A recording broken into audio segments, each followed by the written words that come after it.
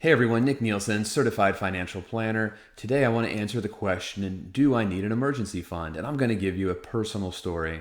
About 15 months ago, my wife and we moved to a rural community south of Charlotte. During this period of time, we have had 5 power outages. The most recent one was over 24 hours, and my wife had to clean up melted ice cream from our freezer. All of our food got thrown away. At this point, we made the decision that we were going to get a whole home generator. After all, many of our neighbors have already done so. After getting several quotes, we decided upon one that was going to be $15,700. They told us that they would dig a small trench through the yard. In my mind, I was thinking that would be very similar to when the cable company come or the gas company come, and they did a small trench that was maybe 2 to 4 inches, and for the most part, completely unnoticed. As they came to the door, I had to sign a release form that we would be liable for any irrigation lines that they cut. 2 minutes later, we find out that they've cut the main water line to the house. This small trench that they had to dig was really about 5 feet wide. In addition, they cut our irrigation line in 7 places and cut through the wiring to the irrigation system as well.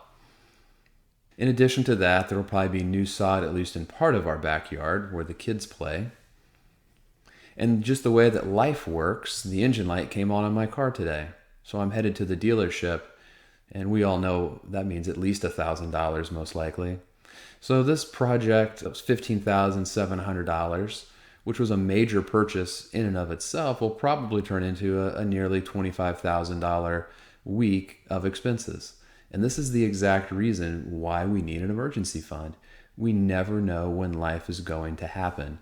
We can't merely put all of our dollars into long-term investment accounts, especially qualified retirement plans that have provisions of either age 55 or age 59 and a half before we can access the funds. So should you have an emergency fund? Yes. It is great to have cash on hand to pay for these unexpected emergencies, but also don't forget about having a home equity line of credit.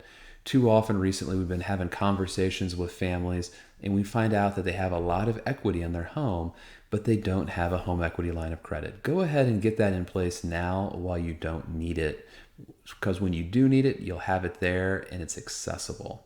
Hope my personal story helps you build your emergency fund and helps you plan for the next unexpected emergency in your life.